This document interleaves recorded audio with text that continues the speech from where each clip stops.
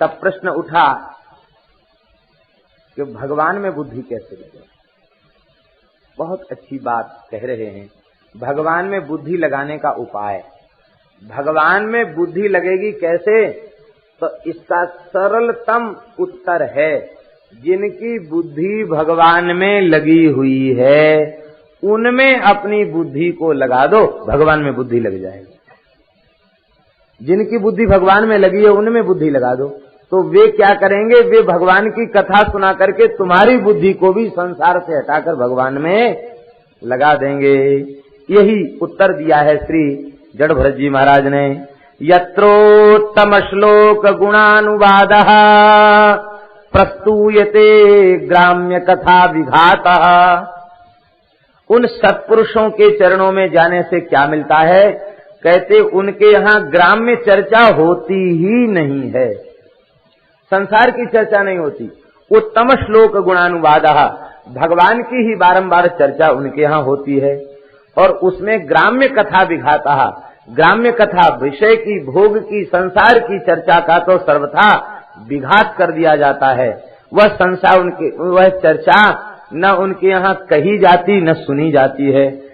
ऐसे जो महात्मा हैं, उन महात्माओं का जिनके यहाँ निरंतर भगवत नाम कीर्तन, भगवत कथा श्रवण, भगवान की सेवा पूजा आदि होती रहती है, भगवान का ही संबंध निरंतर जिनके यहाँ बना रहता है, कहते ऐसे महात्माओं का अनुदिन सेवन जो करेगा, और मुमुक्षु माने संसार चक्र से छूटने की इच्छा रखने वाला साधक, जब ऐसे महात्माओं का संग करेगा जिनके यहाँ ग्राम्य चर्चा का अभाव है और भगवत चर्चा, भागवत चर्चा, भगवान नाम की चर्चा जिनके यहाँ निरंतर होती रहती है, ऐसे संतों का संग करेगा तो मतिम सतीम यच्छति वासुदेवे, वासुदेव भगवान में सती मति की प्राप्ति हो जाएगी।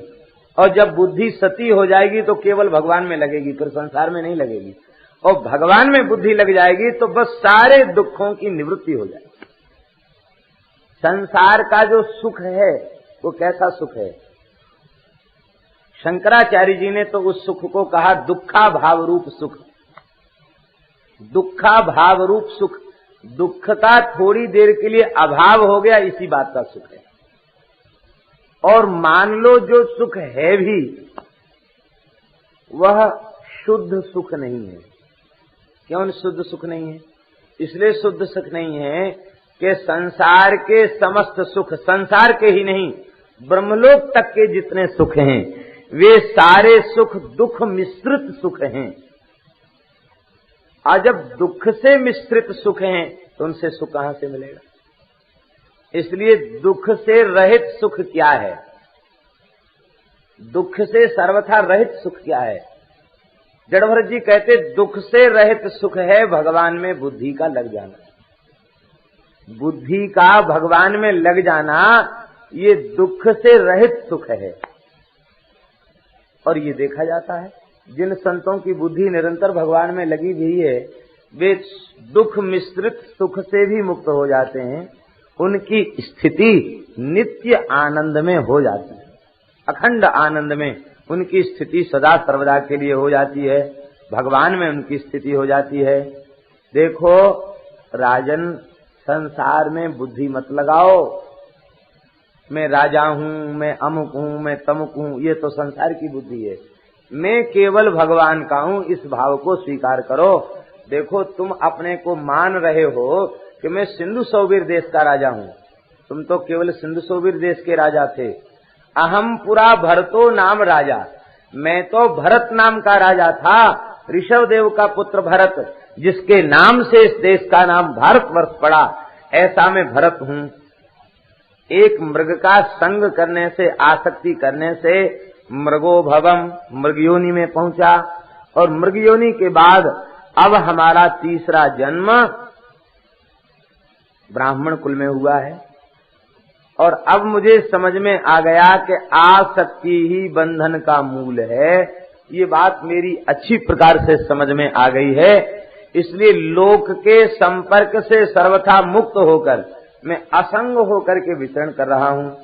देख रहुगण, ये संसार बड़ा भयंकर जंगल है। इस भवाटवी में जीव भगवान की कृपा से आता है, कर्म धर्म की पूंजी लेकर के आता है, और जब यहाँ आता है तो इसमें बड़े बड़े डकैत हैं, काम क्रोध आदि बड़े बड़े डकैत हैं। इसके द्वारा बटोरी गई सुकृत रूपी संपत्ति को ये बटोर लेते हैं। जब इसके सुकृत का नाश हो जाता है, बड़ा दुखी होता है, सुखी नहीं होता, बहुत क्लेश से होता है। कभी सिंह की गर्जना, कभी हाथी की चिंगाड़, कभी भालू का भय, और अंत में भटकता भटकता इस जंगल में कई रास्ते इसको मिलते हैं। एक रास्ता चला और वो रास्ता अभी पूरा हुआ नहीं, उसमें से दूसरा रास्ता निकल पड़ा, उस रास्ते पे चला, उसमें से चौथा रास्ता निकल पड़ा। ये सैकड़ों छोटे छोटे मार्ग बने होते हैं जंगल में, जंगली पशुओं के चलने के मार्ग होते हैं, और उन मार्गों में पड़कर ये बेचारा भटक जाता है। भटकते भटकते प्यास से व्याकुल होकर सोचता है कहीं एक क्षण का सुख मिले तो सही। उस सुख की तलाश में एक कुआं में झांकता है। ये अंधेरा कुआं है, इसमें पानी नहीं दिखाई पड़ता, पानी है भी नहीं, इसमें अंधेरा कुआं है। और इस कुएं के नीचे एक भारी काला नाग मुंह फैला के बैठा रहता है, फों करता रहता है।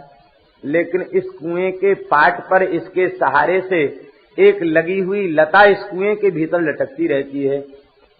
इस लता में एक शहद का छत्ता लगा हुआ होता है। उस छत्ते को देखकर मन में सोचता है कि अरे ये तो बड़ा मीठा है, इसका स्वाद क्यों न लिया जाए। अब छत्ता तो लटक रहा कुआं के भीतर, कैसे स्वाद ले। तो एक लता, जिस लता में छत्ता लटक रहा है, उसी लता में अपने पैरों को फंसाकर नीचे सिर करके लटक जाता है, अर्थात नीचे सिर ऊपर पैर इसके हो जाते हैं। तब वो पहुंचता है छत्ता के पास। छत्ता में होती हैं बड़ी बड़ी भयंकर मधुमक्खी। उनको देख के डरता है कि कहीं ये रूठ गई, इनको छेड़ दिया तो महाराज क्या दशा कर देंगे, नहीं कहा जा सकता। दुर्बल दास भी मोटे दास बन जाते हैं महाराज। मक्खियां नाराज हो जाएं तो दुबले पतले भी बिना किसी टानिक के इतने जल्दी मोटे हो जाते जिसका कोई ठिकाना नहीं। जहां खाएगी वहीं मोटा हो जाएगा। ग्वालियर के आगे एक हनुमान जी हैं जंगल में, डमरू वाले हनुमान जी। तो एक प्रेमी थे, पधार गए, भगवत धाम चले गए। तो उन्होंने कहा कि महाराज वहाँ एक डमरू वाले हनुमान जी हैं, बड़े बढ़िया हनुमान जी हैं, वहाँ चले हम लोग। कथा चल रही थी, कथा के बाद जब अवकाश मिला तो वहाँ पहुंचे। बहुत शांत सुरम्य स्थान जंगल में, बट का वृक्ष का यहाँ कोई रहता नहीं। बोले यहाँ सिद्ध स्थान है, रात में कोई रह नहीं पाता है। हनुमान जी डमरू लेके नाच रहे हैं, बहुत प्राचीन विग्रह। वहाँ बहुत मिठाई लेके गए थे, लड्डू लेके गए थे, भोग लगाया, और जैसी अगरबत्ती जलाई भगवान क्या जाने। वो बट वृक्ष के ऊपर मक्खियों का छत्ता था, बहुत बड़ा बड़ा। एक छत्ता टूट करके हनुमान जी की छत पर गिरा। अब तो लाखों मक्खियां, जो बेचारे सेठ साहूकार पैदल चलना जानते नहीं थे, दूर गाड़ी खड़ी करके आए थे, उनमें कहां से इतनी फुर्ती आ गई, वो दौड़ के कब गाड़ी में घुस गए पता नहीं। सब अपना सामान छोड़ के और मिठाई छोड़ के सब भग के सब गाड़ियों में, केवल अकेले अपने राम पीछे रह गए। हम खड़े रह गए, हम कहीं कब जो होना हुआ सो होगा, भाग के जाएंगे, काटेंगे मक्खी, खड़े हो गए। और गाड़ी चल रही है और मक्खियां पीछे चल रही है, फिर भी लोगों को काट गई और बहुत कष्ट हुआ। ठाकुर जी की दया से हमको तो किसी मक्खी ने नहीं काटा। बहुत देर के बाद मक्खियां शांत हो गईं, वहां से प्रसाद बटोरा, एक गाड़ी आई, उसमें लेके गए। तब महाराज वो यात्रा ऐसी हो गई कि अविस्मरणीय। लोगों ने कहा महाराज कोई गलती हो गई होगी। गलती कुछ नहीं हुई। हनुमान जी डमरू बजा के नाच रहे हैं, तो उन्होंने कहा ये प्रेमी आए, इनको भी नचाना चाहिए थोड़ा सा। तो हनुमान जी ने सबको नचा दिया डमरू बजा के। मधुमक्खी बहुत खतरनाक होती, बहुत खतरनाक। ये संसार का जो सुख है ना, ये छत्ते का सुख है। मक्खी रुष्ट हो जाए फिर तो बहुत दुर्दशा हो जाती है। यह जीव उस लता के सहारे लटक जाता है, और लटक करके उसमें से कुछ कुछ बूंद टपकती है शहद की, उनको जीव से चाट कर स्वाद का अनुभव करता है। और जब ये लटक के चाटने लग जाता है, इधर दो चूहे, एक सफेद एक काला, दोनों चूहे उस लता की जड़ को काटने लग जाते हैं और जैसी जड़ कटी कि वो धड़ाम से कुएं में गिर जाता। फिर कोई उसे बचाने वाला मिलता नहीं, और बचे भी तो कैसे बचे, नीचे एक काल सर्प बैठा है वो उसको खा जाता है। इस तरह से जीव की दुर्दशा हो जाती है। इस भवाटवी से बचने का उपाय क्या है? बोले जंगल के रहस्य को जंगल में रहने वाले लोग जानते हैं, जंगली लोग जंगल के रहस्य को जानते हैं, उन्हें रास्तों का ज्ञान होता। किसी जंगली का हाथ पकड़ ले और धीरे से सुरक्षित मार्ग से चला जाए, ये इससे बचने का उपाय है। रघुगण बोला भगवान हमारी समझ में नहीं आ रहा है। बोले देखो ये संसार ही जंगल है और जीव इसमें आता है, सारे सुकृत को गंवा देता है, भोग करके सारे सुकृत को गंवा देता है, और जो कुछ इकट्ठा करता है उसको काम क्रोध आदि दंभ लूट लेते हैं। अंत में ये अंधेरा कुआं क्या है? बोले गृहस्थाश्रम ही अंधेरा कुआं है और जीवन ही लता है। उस जीवन लता का आश्रय लेकर उल्टा लटक जाता है। विषय का सुख ही छत्ते का सुख है, और जो चूहे हैं ये दिन रात हैं, ये दिन रात ही चूहा बन करके और उसको धीरे धीरे एक एक जड़ उसकी काटते रहते हैं। और नीचे जो सर्प है, इसी सर्प का नाम है काल सर्प, इसी काल के मुंह में ये जीव चला जाता। संसार को भोगते भोगते काल के मुंह में चला जाता। प्यासा था, पानी के लिए कुएं में झांका, वहां मिला छत्ता। तो किसी प्यासे को 2 बूंद 4 बूंद शहद मिल जाए तो प्यास बुझेगी? नहीं बुझेगी, ये बात तो है ही है। और एक विशेष बात ये है कि जिसे प्यास न लगती हो वो शहद चाटना प्रारंभ कर दे तो उसे प्यास लगने लग जाती है। मैंने शहद में प्यास बुझाने वाला गुण नहीं है। शहद जितनी चाटोगी उतनी तीव्र प्यास बढ़ती चली जाएगी। तो वो प्यासा जीव तृषा की शांति के लिए गृहस्थाश्रम में झांकता है। प्यास वहां बुझती नहीं है, विषय की मधु चाटने पर और ज्यादा प्यास उसकी बढ़ जाती है, उसका सर्वनाश हो जाता है। और अब इस जंगल के भेद को समझने वाले कौन हैं? बोले इस भवाटवी के भेद को समझने वाले हैं महात्मा। ये शरीर और संसार का भेद समझ जाते हैं। ये रहस्य को समझने वाले जो महात्मा हैं ये जानते हैं रास्ता। कौन सा रास्ता? देखो छोटे छोटे रास्ता बताए। ये छोटे छोटे रास्ता क्या है? पशुओं के द्वारा बनाए हुए रास्ता। भगवान से विमुख प्राणी पशु के तुल्य है। दम्भिन निजमत कल्प कर प्रगट किए बहुपंथ, दम्भिन निजमति कल्प कर प्रगट किए बहुपंथ, जिमि पाखंड बाद से लुप्त होई सदग्रंथ। सब लुप्त हो गए। तमाम लोग आश्वासन देते हैं हमारे पीछे चल के आओ, हम तुम्हारी समाधि लगा देंगे, कुंडलिनी जगा देंगे, ये कर देंगे, वो कर देंगे। 1 मिनट में भगवान से मिलिए, लोग बोर्ड टांग देते हैं और सब पैसा वसूलते रहते हैं लोगों से। एक शिविर लगा कुंडलिनी जागरण का, बहुत से लोग गए, 500 रुपए उसमें फीस की एक व्यक्ति की। एक अपने परिचित भी एक वहां पहुंचे तो हमने उनसे पूछा ध्यान समाधि लगी कि नहीं लगी। हमारे मन में भी उत्सुकता हो रही जानने की। बोले महाराज हम तो पैसा खर्च करके आए हैं, कोई दूसरा पूछता है तो हम तो कहते हैं समाधि लग गई, लेकिन आप पूछ रहे हो तो सच्ची बात ये बताते हैं। बड़ी बढ़िया व्यवस्था है, बढ़िया वातानुकूलित कक्ष हॉल, सब बढ़िया गद्दा लगा के बैठ जाते हैं और कक्ष में अंधेरा कर देते हैं। एक छोटा सा प्रवचन होता है, फिर सब भावातीत ध्यान करते हैं। क्या होता है उसमें? समाधि लगी? बोले हाँ। नींद बहुत अच्छी आती है। कई कितने लोग तो हमारे पास बैठने वाले खर्राटे लेने लग जाते हैं। ये बात जरूर है कि वहां सब शांत वातावरण हो जाता है और कुछ करना सुनना है नहीं, तो बस नींद आ जाती है। और तो महाराज हम कई दिन बैठे, हमको कोई न ध्यान लगा ना हमारी कोई समाधि लगी।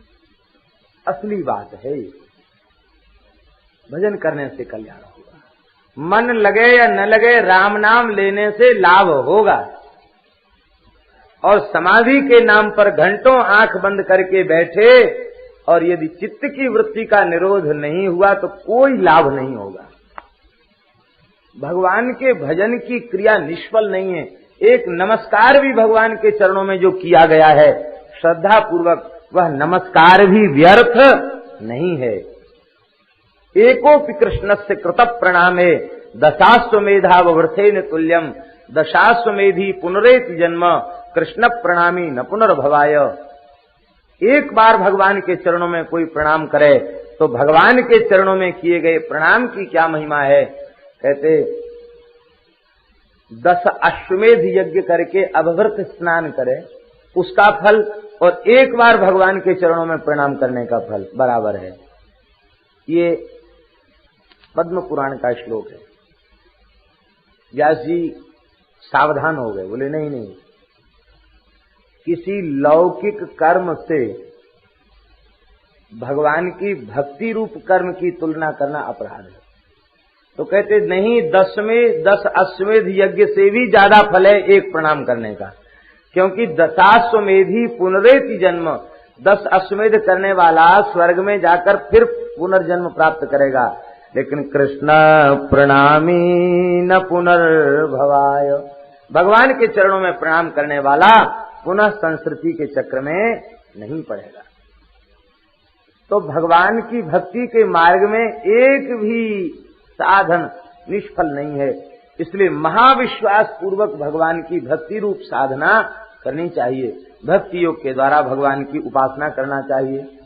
तो संसार के रहस्य को जानने वाले कौन है? महात्मा।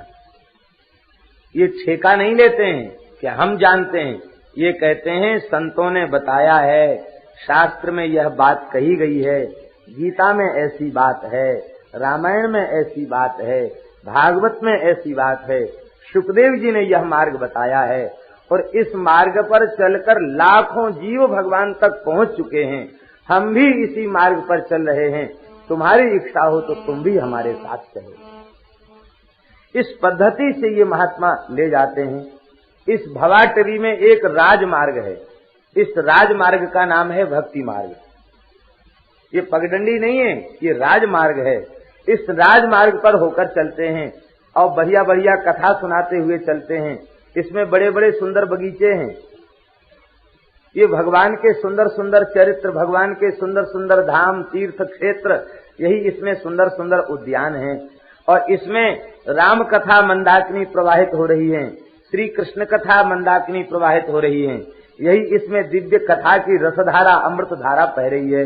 यहाँ कुआं में नहीं झांकना पड़ेगा, यहाँ तो खूब डूब करके रस पियो, खूब गंगा जी में गोता लगाओ और खूब गंगा जी का शीतल जल पियो, आनंद ही आनंद रहेगा।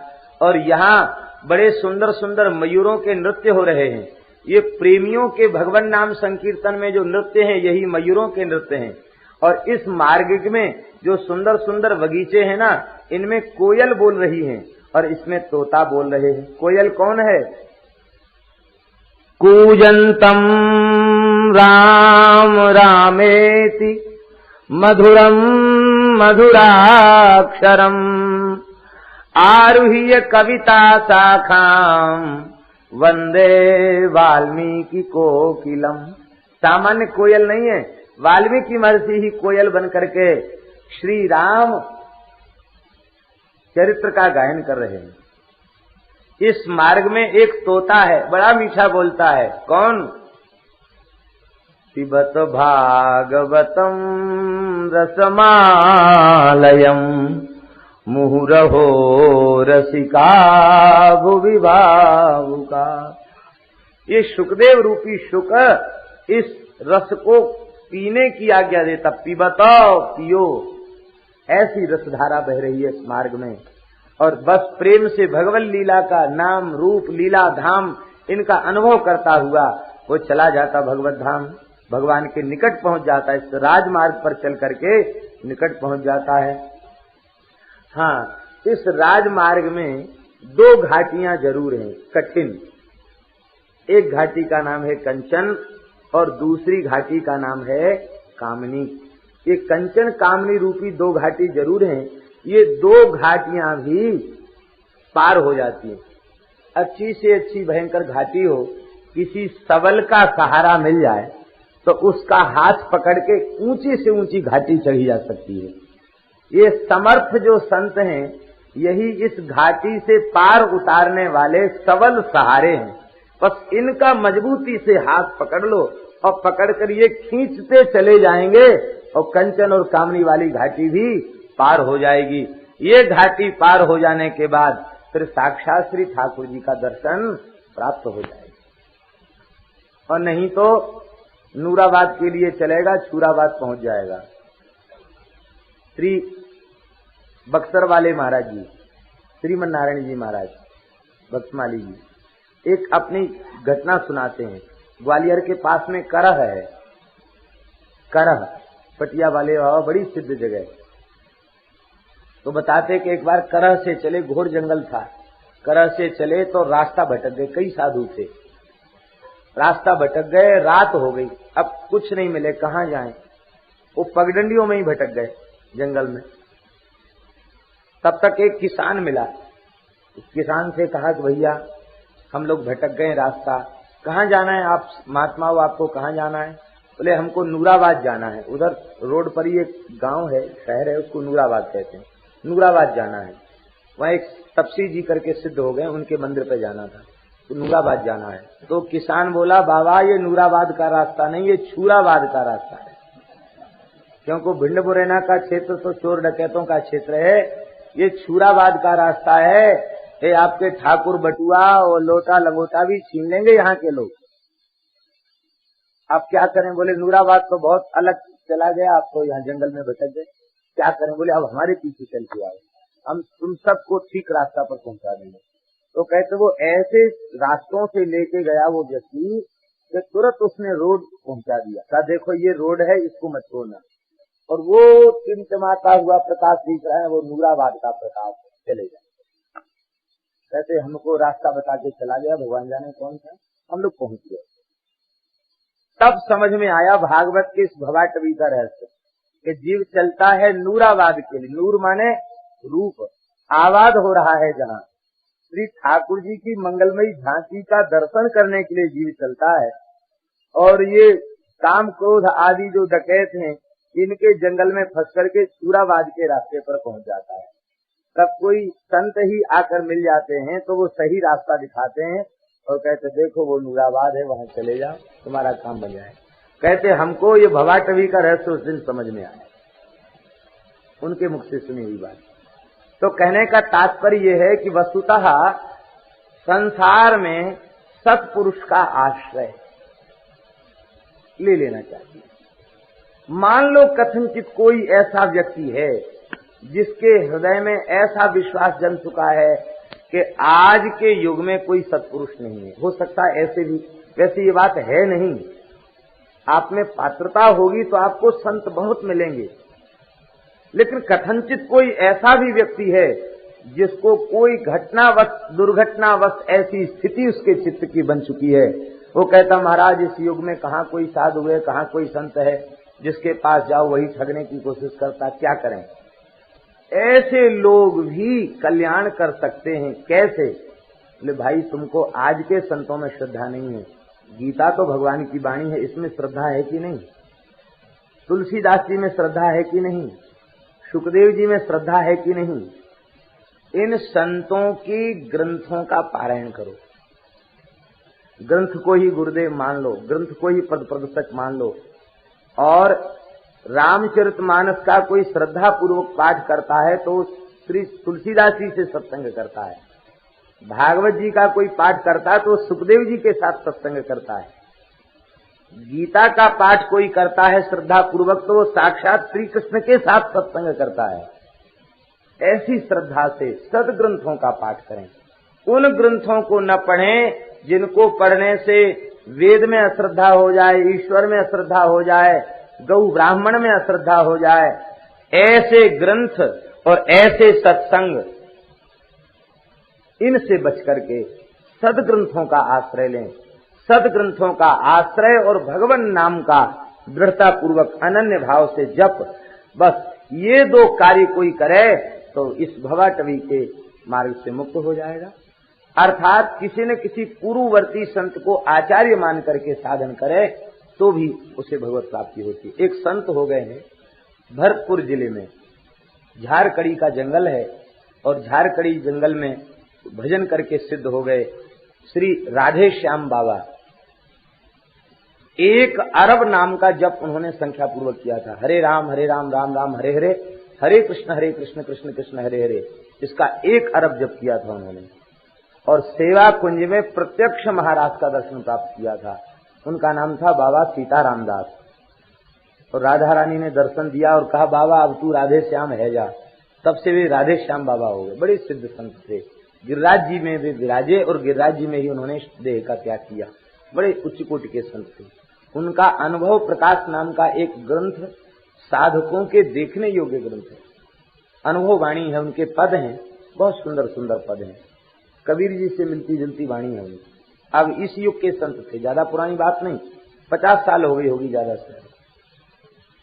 तो राधे श्याम बाबा ने अपने अनुभव को खुद लिखा है अपने ग्रंथ में। और उन्होंने लिखा है कि हमने विवेक पूर्वक जब हमें कोई गुरु नहीं मिला तो मैंने गोस्वामी तुलसीदास जी को गुरु मानकर रामचरितमानस का पाठ प्रारंभ किया। और श्री रामचरितमानस के जब 108 पाठ निष्काम भाव से पूर्ण हुए तो श्री हनुमान जी ने प्रत्यक्ष प्रकट होकर दर्शन दिया और अपनी भुजा पर बिठाकर हमको सद्य चित्रकूट का दर्शन कराया। और इसके बाद तुलसीदास जी का भी उनको दर्शन प्राप्त हुआ। और तुलसीदास जी ने कहा कि ठीक है, तुम्हारा रास्ता बढ़िया है और अब अमुक संत से विधिवत संस्कार ले लो। तो जिन संत के लिए उन्होंने संस्कार लेने की आज्ञा दी उन संत से उन्होंने संस्कार प्राप्त किया और फिर वे महान सिद्ध संत। कहने का तात्पर्य यह है कि ऐसे भी संत हुए हैं जो कहीं गए नहीं, उन्होंने किसी एक संत में श्रद्धा करके उसे मान लिया जो इस धरती पर भी नहीं थे और उनके प्रति श्रद्धा करके वे साधन में लग गए तो वे आगे बढ़ गए और उनको लक्ष्य की प्राप्ति हो गई। इसलिए मुख्य बात है मुमुक्षा। आपको छूटने की इच्छा है कि नहीं? छूटने की इच्छा होगी तो कोई न कोई मार्ग मिलेगा और छूटने की इच्छा नहीं होगी तो जीवन भर चर्चा करने पर भी, मार्ग मिलने पर भी उसमें गति नहीं होगी। इसलिए सबसे पहली बात है संसार की भोगों की असारता को जानकर इससे छूटने की इच्छा अपने भीतर उत्पन्न करे। श्री वृंदावन बिहारी लाल की। इस प्रकार से रघुगण का कल्याण हो गया। श्री जड़भरत जी के संबंध में श्री सुखदेव जी वर्णन करते हैं। आर्थवस्ये राजर्षेर मनसापि महात्मना नानुवर्तमार्हति नृपो मक्षिकेव गरुत्मतः। जैसे मक्खी गरुड़ जी की बराबरी नहीं कर सकती, ऐसे ही भरत जी के ज्ञान का, इनकी भक्ति का, इनके वैराग्य का की बराबरी संसार का कोई दूसरा साधक नहीं कर सकता है। संसार में भोग बड़े दुस्त्यज हैं। फिर जो चक्रवर्ती सम्राट हो और जिसे सब कुछ मिला हुआ हो वो छोड़ दे, ये तो बहुत बड़ी बात है।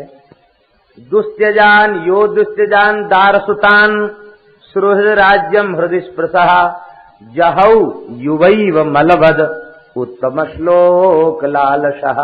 भगवान की प्राप्ति के अभिलाषा में संसार की समस्त वस्तुओं को मलवत त्याग दिया। मल के समान इन्होंने त्याग दिया। 2 तरह का त्याग है, एक तो मलवत त्याग और दूसरा बांतवत त्याग। संसार को 2 प्रकार से छोड़ना चाहिए, या तो मल के समान छोड़ दे, मल के प्रति द्वारा फिर दृष्टि उधर डालने में भी घृणा होती है, ऐसे ही संसार को छोड़ने के बाद द्वारा दृष्टि डालने में भी घृणा का अनुभव हो, एक तो ये। और दूसरा वांतवत त्याग, उल्टी के समान, बमन के समान। बमन वाला त्याग और ज्यादा अच्छा है। मल के प्रति उतनी घृणा नहीं होती जितनी बमन के प्रति घृणा होती। बमन के समान संसार का त्याग करने पर भगवत प्रेम मिलता है। ये बमन के समान त्याग कौन लोग कर पाते हैं? जो भगवान में जिनका प्रेम हो गया। रमा विलास राम अनुरागी तजत बमन इव नर बड़भागी। वे बड़भागी नर बमन के समान त्याग देते हैं। बोलो श्री भरत जी महाराज की। भरत जी का बड़ा पवित्र वंश हुआ और कहते ये प्रियव्रत का परम पवित्र वंश, इसका श्रवण करने से पाप नष्ट हो जाते हैं। ऐसे ऐसे महापुरुष इस वंश में प्रकट हुए। श्री परीक्षित जी ने इस भुवन कोश ब्रह्मांड के संबंध में प्रश्न किया है और श्री सुखदेव जी ने विस्तार पूर्वक उत्तर दिया है, भूगोल खगोल का वर्णन किया है, गंगा जी का विवरण किया है और गंगा जी के संबंध में कहा है कि श्री गंगा जी की 4 धाराएं पृथ्वी पर आती हैं ब्रह्मलोक से, सीता, अलकनंदा, चक्षु और भद्रा। इसमें सीता, चक्षु और भद्रा ये अन्य पृथ्वी के भागों में जाती हैं, अन्य द्वीपों में, और अलकनंदा नाम की धारा वे पृथ्वी पर प्रवाहित होती हैं। ये श्री गंगा जी के रूप में आज भी प्रवाहित हैं। बड़ी सुंदर इनकी शोभा है। कहते हैं कि इन गंगा जी में स्नान की क्या महिमा है। गंगा, यमुना, शरयू, शतद्रु, विपाशा, वेत्रवती, कई नदियों को गिना, कावेरी, इन नदियों को गिना करके कहा कि इन नदियों में जो श्रद्धा पूर्वक स्नान के लिए जाते हैं तो यस्याम, यह अलकनंदा नाम की गंगा भारतवर्ष को सुशोभित करती भई दक्षिण श्याम दिशिम जलधिम अभिप्रवसति, यह समुद्र में आकर के मिलती है, दक्षिण समुद्र में मिलती है। कहते जिस गंगा में स्नान के लिए जाने वालों के लिए पदे पदे स्वमेध राजसूयादीनाम फलम न दुर्लभम इति, गंगा स्नान के लिए जब कोई व्यक्ति चलता है तो अपने घर से जो चला है तो प्रत्येक कदम पर उसको राजसूय और अश्वमेध यज्ञ का फल प्राप्त हो। अब जो लोग यहाँ गंगा जी के तट पर आए हैं और एक साथ 2 गंगाओं में स्नान करने का अवसर मिल रहा है, एक भागीरथी गंगा और एक कथा गंगा, चरित्र सुधा गंगा, तो हम लोग कितने भाग्यशाली हैं। ये हमारे किसी पुण्य का फल नहीं है, ये भगवान की कृपा का फल है। भगवान ने, हम इस लायक नहीं थे, भगवान ने बड़ी कृपा करके हम सब जीवों को और गंगा के तट पर बैठ करके गंगा स्नान नित्य करते हुए और कथा गंगा में अवगाहन का अवसर दिया है। तो अब आप सोचिए, कोई कहां से आया, कोई कहां से आया, कोई दक्षिण से आया, कोई उत्तर से, बहुत दूर दूर से लोग यहाँ आए हैं। अब वहां से यहाँ तक कितने कदम होंगे, तो कितने यज्ञ हो गए, कोई गिनती है। प्रत्येक पद पर राजसूय और अश्वमेध यज्ञ का फल प्राप्त होता। बोलो गंगा मैया की। भारतवर्ष में बड़े बड़े पवित्र पर्वत हैं, उन पर्वतों में कोंकट, बैंकट, जिसको बैंकटाचल कहते, कोंकट, बैंकट, मलय, सह्य, मेरु, मंदर, सुपार्श, चित्रकूट, कामदगिरी और गोवर्धन, रैवतक आदि आदि पवित्र यहाँ पर्वत हैं। गोवर्धन और चित्रकूट 2 पर्वतों का भी नाम आया है। ये 2 पर्वत नहीं हैं, ये साक्षात भगवान का स्वरूप हैं। श्री गिरिराज गोवर्धन साक्षात भगवान हैं, क्योंकि भगवान ने स्वयं भागवत में कहा शैलोस्मीति ब्रवन भूरी बलि मादद बृहद बपू। भगवान ने खुद कहा शैलोस्मी, मैं ही गिरिराज हूँ। ऐसे ही कामदगिरी साक्षात भगवान श्री राम का ही स्वरूप है। महारामायण में लिखा है कामदगिरी पर्वत शालिग्राम स्वरूप है। शालिग्राम स्वरूप होने के कारण आज भी कामदगिरी पर कोई चढ़ता नहीं है। गिरिराज गोवर्धन शालिग्राम स्वरूप हैं, इसलिए उन पर चढ़ते नहीं, परिक्रमा करते हैं, उनको बचा करके परिक्रमा करते हैं, उन पर चढ़ा नहीं जाता। ये कामदगिरी शालिग्राम स्वरूप है। कामदगिरी भे राम प्रसादा अवलोकत अपहरत विषादा।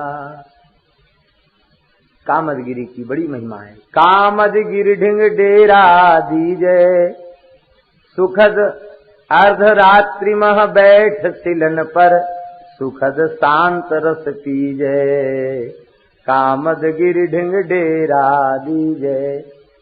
आज भी वहाँ अनुभूतियां होती हैं और श्री गिरिराज जी में भी आज भी अनुभूतियां होती। तरहटी गोवर्धन की लहिए तन पुलकित ब्रज रज में लोटत गोविंद कुंड में नहिए। तरहटी श्री गोवर्धन की लही।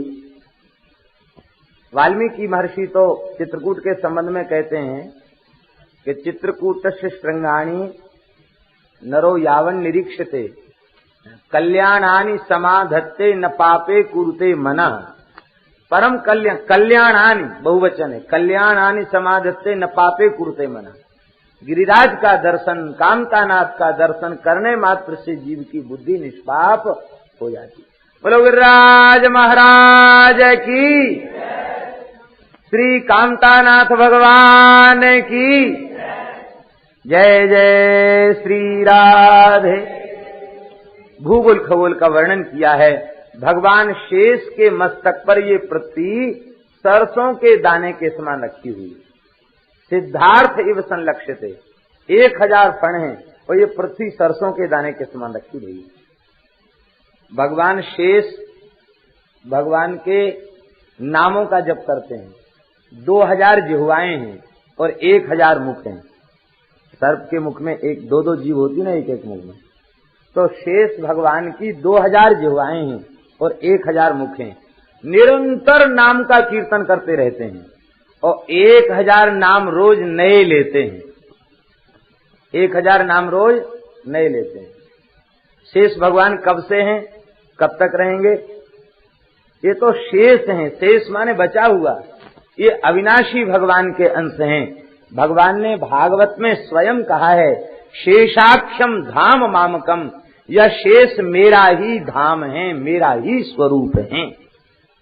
ये शेष भगवान, ये शेष भगवान अनंत काल से भगवान के नाम ले रहे हैं, अनंत काल तक लेते रहेंगे और 1000 नाम रोज नए लेते हैं, फिर भी भगवान के नामों का पार नहीं है। इतने भगवान के नाम।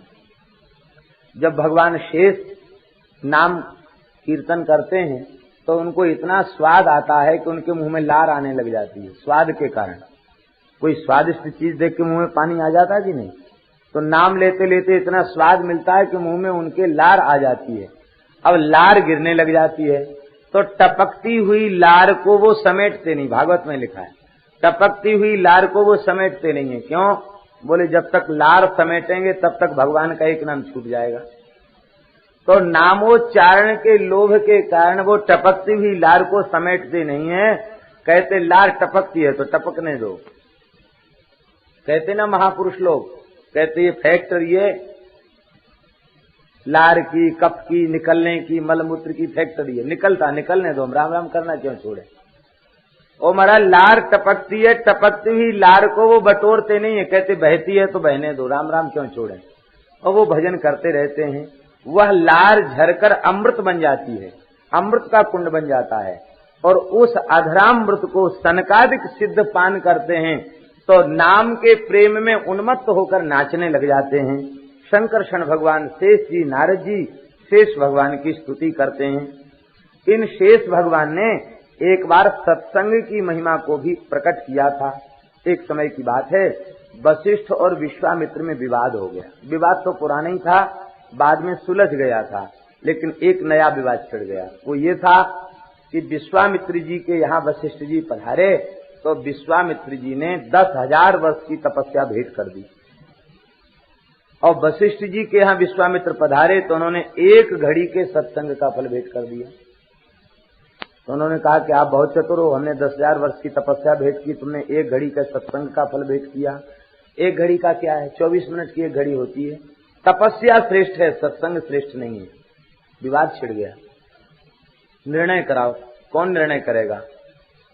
अब इतने तगड़े महात्माओं को निर्णय कोई कमजोर व्यक्ति तो कर नहीं सकता है, कोई भारी भरकम चाहिए निर्णायक भी।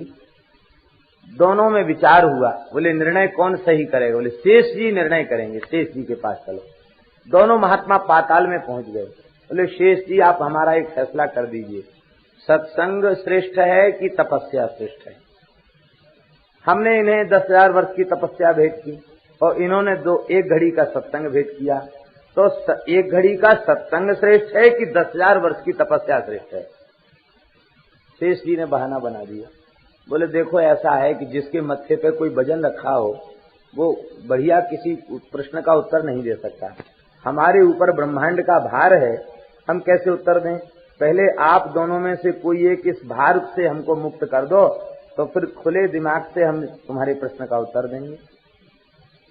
विश्वामित्र जी बोले कोई बात नहीं, मैं अपने तपोबल से इस पृथ्वी को धारण करता हूं। तो जैसे ही वो पृथ्वी को तपोबल से धारण किया तो सही उन्होंने अपने मस्तक पर, लेकिन कांपने लग गए, व्याकुल हो गए, पृथ्वी डगमगाने लगी। पृथ्वी लेते उनसे नहीं बनी। तब वशिष्ठ जी ने पृथ्वी को धारण किया। संपूर्ण तपस्या का बल लगा देने के बाद भी पृथ्वी धारण वे नहीं कर सके। और वशिष्ठ जी ने कहा यदि सत्संग सबसे श्रेष्ठ है, वह एक घड़ी का सत्संग यदि अनंत जन्म की तपस्या से भी श्रेष्ठ हो तो ये पृथ्वी स्थिर हो जाए। ऐसा कहती उन्होंने सहज भाव से पृथ्वी को रोक लिया, शांत भाव से खड़े हो गए। अब विश्वामित्र जी बोले कि महाराज अब तो आप भार से मुक्त हो गए, हम नहीं साध पाए पृथ्वी, हमारे भैया वशिष्ठ ने साध लिया, अब तो आप बताएं। शेष जी हंसने लगे, बोले तुमको समझाने के लिए इतना बड़ा नाटक किया, कहते अब समझाओ। अब समझाना बाकी रह गया। यदि तपस्या श्रेष्ठ होती तो तुमने पृथ्वी को धारण कर लिया होता। सत्संग श्रेष्ठ है। तपस्या से तेज का अर्जन तो होता है, लेकिन चित्त की शुद्धि वैसी नहीं होती सत्संग से जैसी चित्त की शुद्धि होती।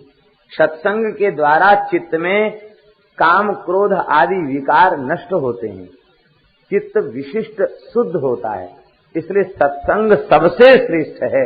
यह श्री शेष भगवान ने सिद्ध किया। बोलो शेष जी महाराज की। इस जम्बू द्वीप में 9 वर्ष हैं।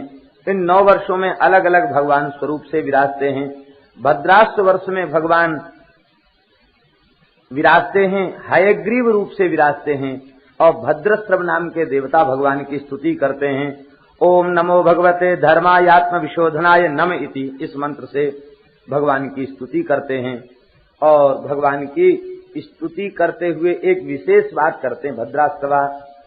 अहो विचित्रम भगवद विचेष्टितम घनंतम जनोयम हि मिशन न पश्यति ध्यायन्न सद्यर्हि विकर्म सेवितुम निर्हृत्य पुत्रम पितरम जिजीविषति।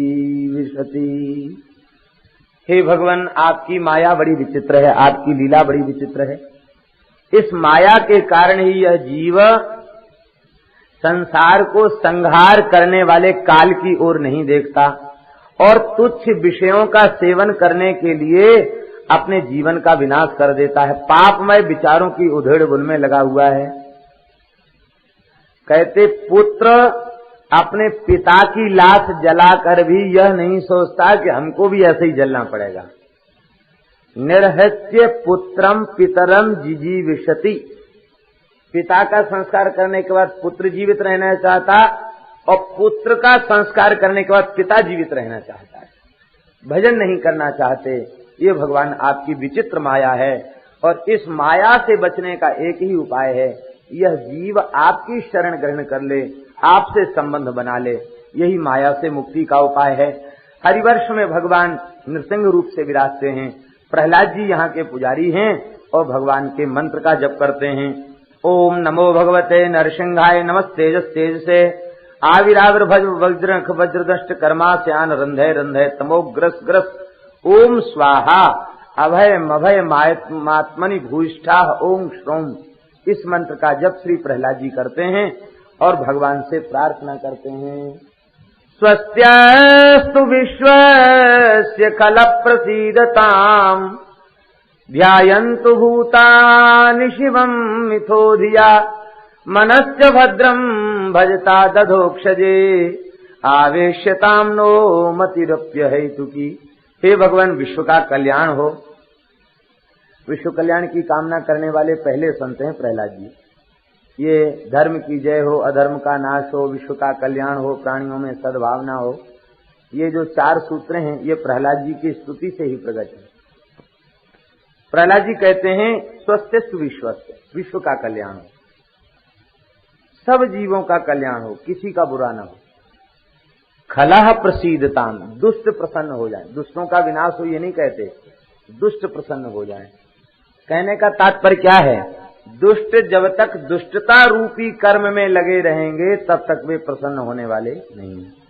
अर्थात दुष्टों की दुष्टता समाप्त हो जाए, वे भी महात्मा बन जाएं, वे भी संत बन जाएं।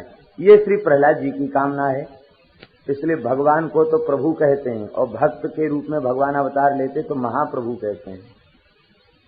भगवान दुष्टों का नाश करते हैं और संत दुष्टों का नाश नहीं करते, दुष्टों की दुष्टता का नाश करके उन्हें भी महात्मा बना देते हैं, उन्हें भी भक्त बना देते हैं, उन्हें ही संत बना देते हैं। ये प्रहलाद जी की भावना। कहते दुष्ट भी नष्ट न हो, इनकी दुष्टता नष्ट हो जाए, ये भी सज्जन बन जाएं। हे भगवान, हमारा मन कल्याणकारी संकल्प करे, हम सबकी बुद्धि आप में लग जाए, स्त्री पुत्र में आसक्त लोगों में प्रेम हमारा न हो, भगवान के भक्तों में हमारा प्रेम हो। इस प्रकार से स्तुति करते हुए कहते हैं, हे भगवान, आपका निष्काम प्रेम जिसके हृदय में विराजमान है उसमें सारे सद्गुण विराजमान हो जाते हैं। क्यों? निष्काम प्रेम जिसके हृदय में विराजमान होता है, असंख्य कल्याण गुणगण निलय भगवान उनके हृदय में अटल होकर के विराजते हैं और भगवान असंख्य कल्याण गुणगण निलय हैं, तो वे सारे गुण उस भक्त के भीतर प्रकट हो जाते हैं। भगवान के समस्त गुणों का आविर्भाव भक्त के हृदय में हो जाता है, तो निरंतर भगवान को धारण करता है तो भगवदीय गुण उसमें आ जाते हैं। एक गुण भगवान से ज्यादा आ जाता है। आप लोग कहेंगे कि भगवान के गुण तो असंख्य हैं, अनंत हैं, फिर एक गुण कौन सा है जो भगवान में नहीं और भक्त में आ जाता है? इस गुण को हमारे वैष्णवाचार्यों ने कहा है, इस गुण का नाम है पुरस्कार। पुरस्कार माने होता सिफारिश। भगवान किसी की सिफारिश नहीं करते। क्यों?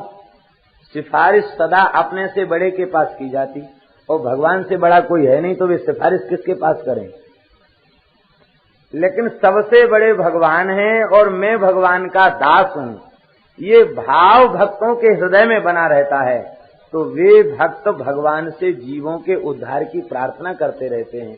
ये जीवों की उद्धार की प्रार्थना भक्त करते हैं, ये गुण भगवान में नहीं है। ये गुण भगवान से भी ज्यादा भक्त में है। इसलिए कितने भक्त ऐसे हुए हैं जो भगवान से प्रार्थना उन्होंने की कि हे भगवान, आप बार बार पीछे पड़े हो कि हमें उनसे कुछ ले लो ले लो ले लो, ऐसा करो, सब जीवों को माया से मुक्त कर दो। भगवान का तो होश ही बिगड़ गया। भगवान बोले, अरे भाई, तुम हमारे सब खेल को खत्म करना चाहते हो, ऐसा मत करो। प्रहलाद जी ने भी यही कहा, आप ज्यादा वरदान देना चाहते हो तो भागवत की स्तुति में 7वें स्कंध में वर्णन है, संसार चक्र कदनाथ गृहताम प्रणीता। मुझे अपने दुख से दुख नहीं है, ये बेचारे जीव संसार के दुख में फंसे भये हैं, इनका कल्याण हो जाए, इन सबको आपकी प्राप्ति हो जाए। भगवान बोले, प्रहलाद जी, हो तो जाए, पर ये हमारी प्राप्ति नहीं चाह रहे हैं। बोले, मत चाहें, अब तो करुणा में जबरदस्ती मिल जाइए। बोले, ऐसे जबरदस्ती हम नहीं मिलते हैं, किसी को तैयार कर लो हमारे साथ चलने के लिए। प्रहलाद जी सोचते थे कि कोई न कोई, जब हम कहेंगे, घोषणा करेंगे तो हजारों लोग तैयार हो जाएंगे। प्रहलाद जी ने घोषणा की, एक भी व्यक्ति नहीं आया।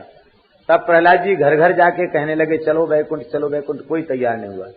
एक बुढ़े से कहा कि तुम्हारा घर में बड़ा अपमान होता, तुम चलो।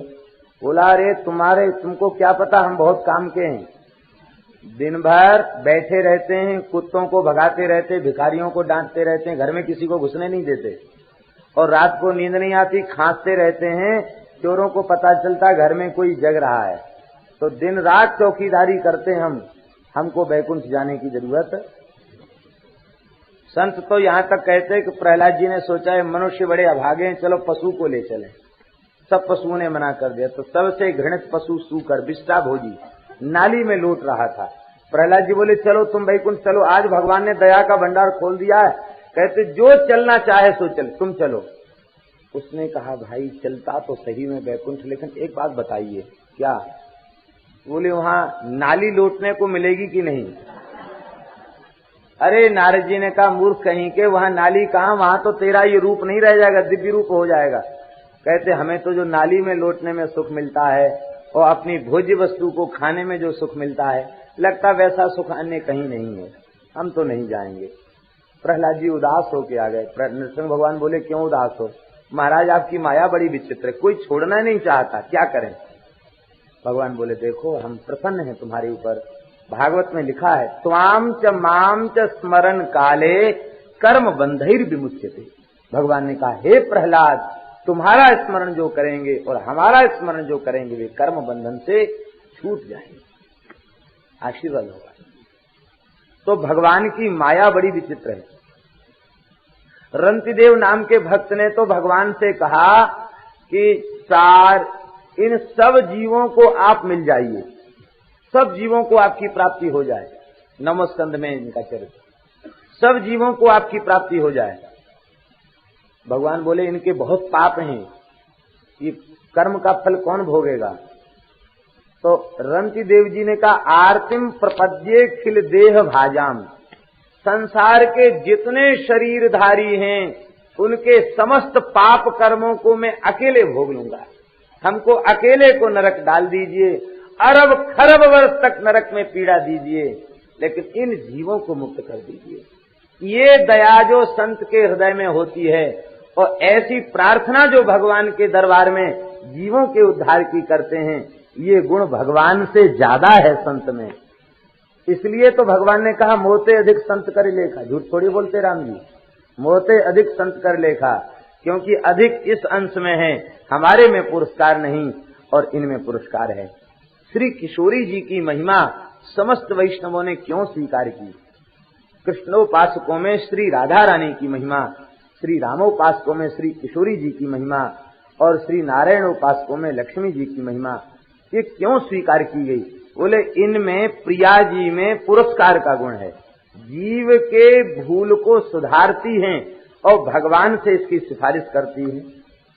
गोस्वामी जी कहते कबहू का अम्ब अवसर पाए, कबहू का अम्ब अवसर पाए, मेरी ओ सुधि ध्यायवी, कछु करुण कथा चलाए, कबहू का अम्ब अवसर पाए। अवसर पाकर क्यों? आप तो प्राणनाथ जीवन धन की सेवा में निरंतर लगी रहती हैं, कोई एक मौका लगे तो कछु करुण कथा चलाए। ऐसी कोई प्रसंग चलाना जानबूझ करके, किसी न किसी प्रसंग में हमारा नाम आ जाए तो वे पूछेंगे कौन है ये व्यक्ति जिसका तुम नाम ले रही हो? अरे महाराज बड़ा दीनहीन है, बड़ा मलिन है, बड़ा क्षुद्र है, आपका है महाराज, आपका है, बहुत व्याकुल है, आप उसे मिल जाइए। इसलिए युगल उपासना में श्री जी की महिमा ज्यादा है, क्योंकि श्री जी ठाकुर जी से मिलने में जीव का बहुत बड़ा सहयोग करता है। इनकी करुणा सबसे विलक्षण है। एक पंजाब का व्यक्ति था, उसकी पत्नी का नाम था किशोरी।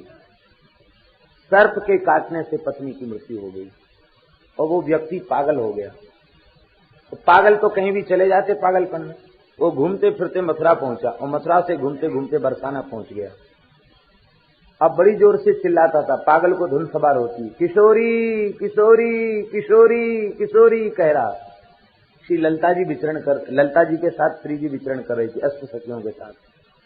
तो किशोरी जी ने कहा कि ललिते ये बड़ा भोरा भक्त आया है, निरंतर मेरे नाम की रट लगाता रहता है, चलो इस भगत से पूछे कि क्या दुख है, क्या कष्ट है। ललिता जी ने कहा कि स्वामिनी जी आप तो बड़ी भोरी है, अरे ये पागल है, अपनी पत्नी का नाम ले लेके रो रहा है। इसकी पत्नी का नाम था किशोरी, उसका नाम ले लेके रो रहा है। श्री प्रिया जी ने कहा ललिते ऐसा क्यों कह रही है? इसकी प्रिया क्या किशोरी हो सकती है? संसार की कोई स्त्री किशोरी हो सकती है? वो बालक भई, किशोर भई, फिर बूढ़ी होगी, फिर मरेगी। नित्य किशोरी तो मैं ही हूँ, सदा किशोर अवस्था में रहने वाली तो मैं ही हूँ। इसलिए किशोरी शब्द का अर्थ होता है राधा। ये मुझे पुकार रहा है। जब बेटे के बहाने से नारायण नाम लेने वाले का कल्याण हो सकता, तो बहू के बहाने से किशोरी नाम लेने वाले का कल्याण नहीं होगा क्या?